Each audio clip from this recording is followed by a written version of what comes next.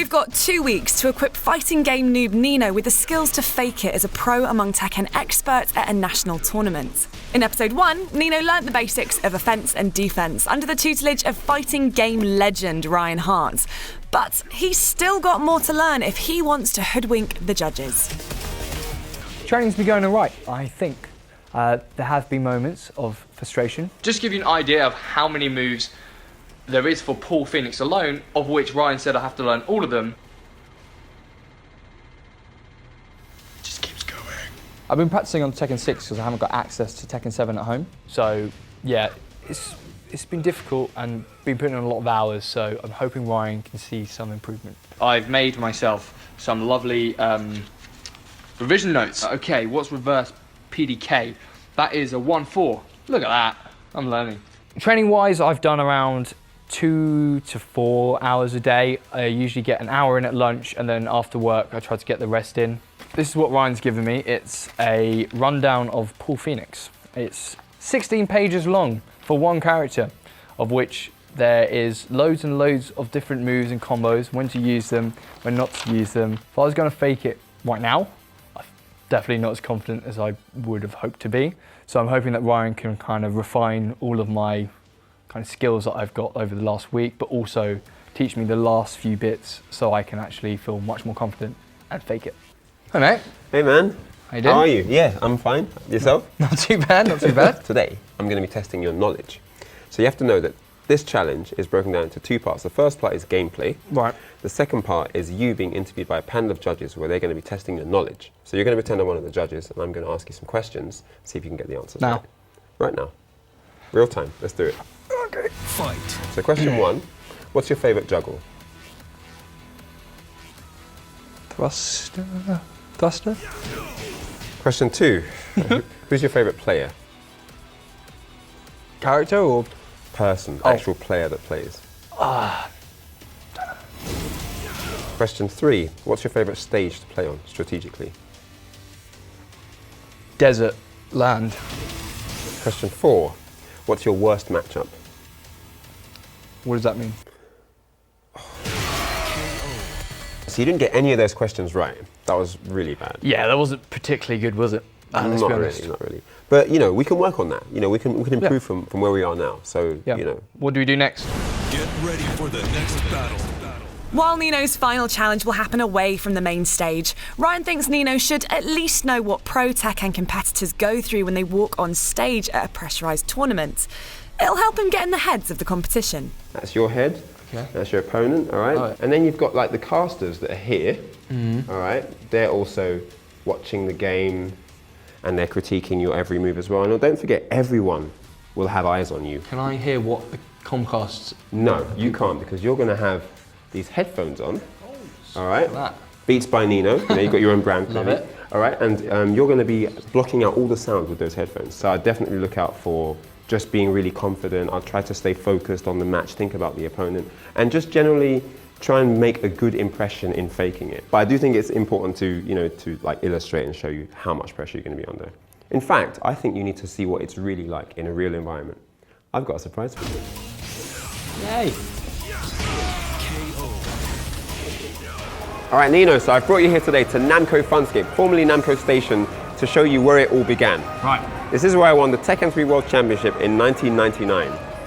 A long time ago. Yep. 10 years later, I won the Tekken 6 National Tournament right here. And I've brought you here today to test your skills out in a real live environment with sound going on, people around you. Are you up for the challenge? Let's go for it, man. Tekken 6. This is what I'm practicing on at home. Indeed, indeed, a very old version, of course.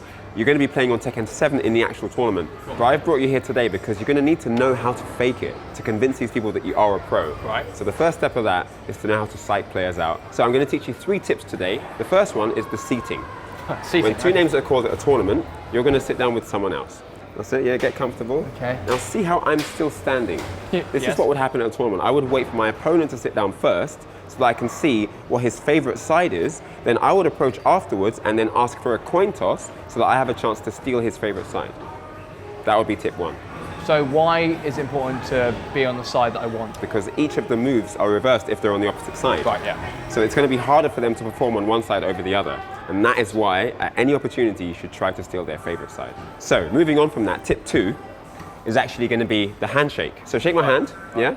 Now, you're looking for sweaty palms, you're looking for trembling fingers, yeah? If you feel, you know, the lack of confidence through the handshake, you know you've got the upper hand. Now, you don't have that sweaty hands, but the way you're engaging me in your eye contact shows me you're not confident at all. No twisting, no pulls, nothing like that. Nothing like that. Trump, okay. No. Before you even make contact, you're already engaging with the eyes. Make sure that that's what's happening. Now for tip 3, this is where you want to get into your opponent's head. This is where it gets psychological. You want to give them a signal that you're not that confident. You want to make them believe that you're not feeling good about the match. You know, say you're not feeling well, or say you haven't been practicing recently. Wow, or, yeah, anything like that. Or, you know, I'm not really good at this particular matchup once it's loading.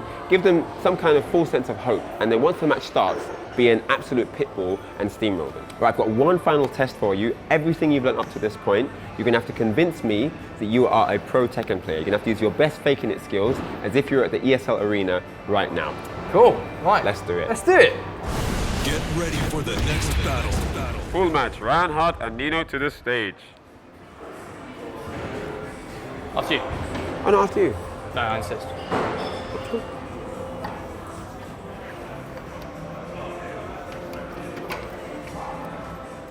Never play this matchup.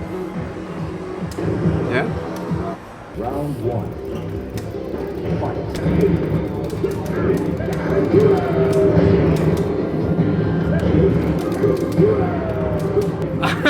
It's not the best example of me playing. The thing is, I know I creamed you there, but it's not about how badly you win or lose, it's about if you can be convincing as a Tekken player. Right. And that's all that matters.